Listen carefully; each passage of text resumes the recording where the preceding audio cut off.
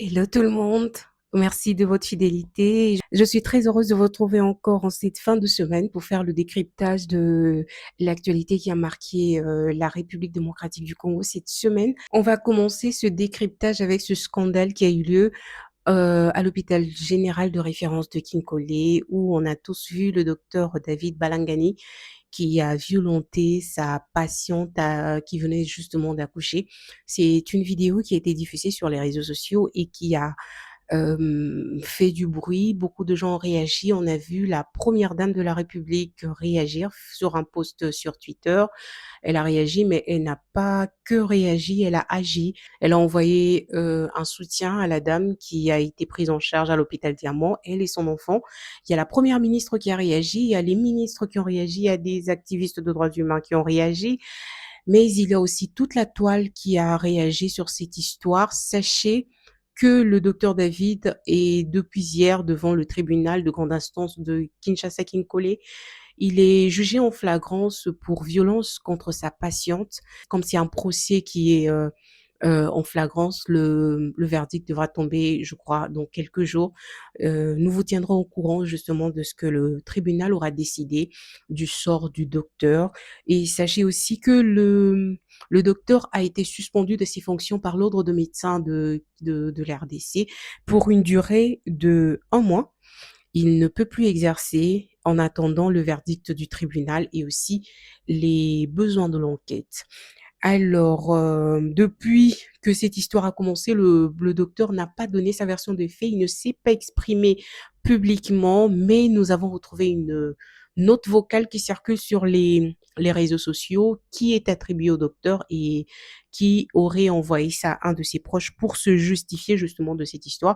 Je vous invite à suivre cette note vocale, je vais vous mettre un extrait parce que c'est une note vocale de 7 minutes que je ne pourrai pas tout mettre ici. Donc, je vais mettre une petite note vocale que vous pouvez vous-même juger. Voilà, on se retrouve tout de suite. Alors, quand je suis entré dans la salle, les autres infirmiers n'en voulaient plus, sont partis. Et je suis allé seul médecin, entouré seulement des stagiaires. J'ai expliqué à la fille, je lui ai demandé. Elle a accepté, oui, docteur, Tongangaï. Mais dès que je touche seulement les pinces, au pince et simbangate, au pince et kotate. Mais je trouvais qu'elle était en train de perdre le bon sens qui pouvait l'amener à la mort. Les autres avaient cédé à ça, mais moi je ne pouvais pas céder pour sauver une vie. Je reconnais l'avoir traumatisé tel que vous voyez là. Et ça a réussi, je le calmais, et j'ai suturé, et j'ai arrêté cette hémorragie-là. Alors, pour clore ce dossier, je me pose juste la question de savoir, dans cette salle, il n'y avait pas que le médecin, il y avait des infirmiers, il y avait la personne qui filmait.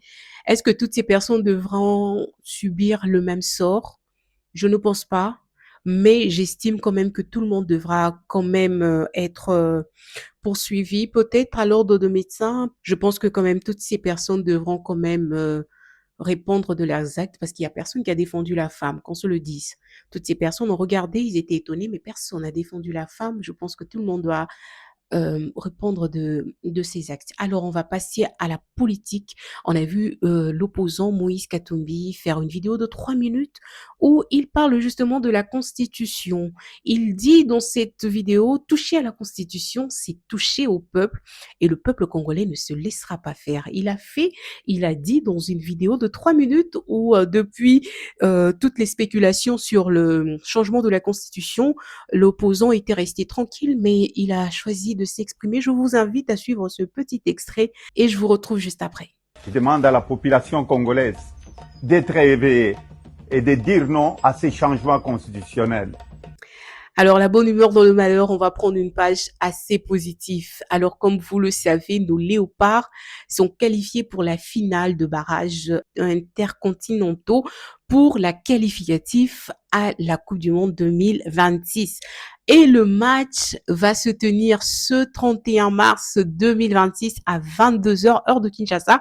Et il sera diffusé à la RTNC, la radio-télévision nationale congolaise, ainsi que sur Canal+. Et nous allons affronter le Jamaïque. Alors, nous sommes prêts, nos léopards sont prêts et nous attendons ça depuis 52 ans.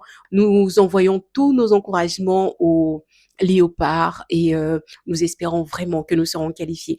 Alors, n'oubliez pas, le rendez-vous est pris ce 31 mars, 22 heures heure de Kinshasa, diffusé à la radio-télévision nationale congolaise ainsi que sur Canal+. Et on va finir avec une nouvelle de l'Afrique du Sud. On va aller en dehors de nos frontières. On va en Afrique du Sud, à Johannesburg.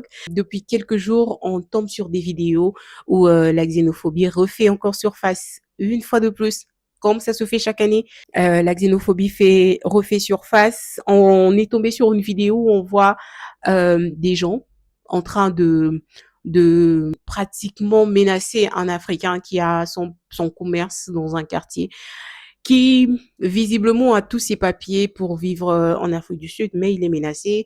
Dans cette vidéo, vous le voyez être où on le somme carrément de fermer son magasin.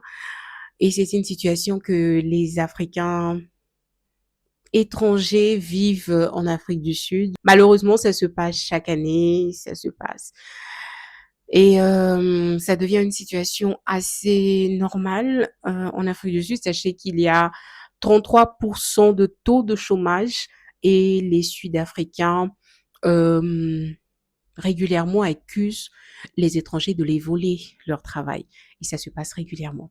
C'est un peu ça le petit briefing de l'actualité. Dites-moi qu'est-ce que vous en pensez. N'oubliez pas de commenter, de liker, mais surtout abonnez-vous. Je vous retrouve très bientôt avec de nouvelles informations, un nouveau décryptage. Et on se dit à très bientôt. Passez un très bon week-end.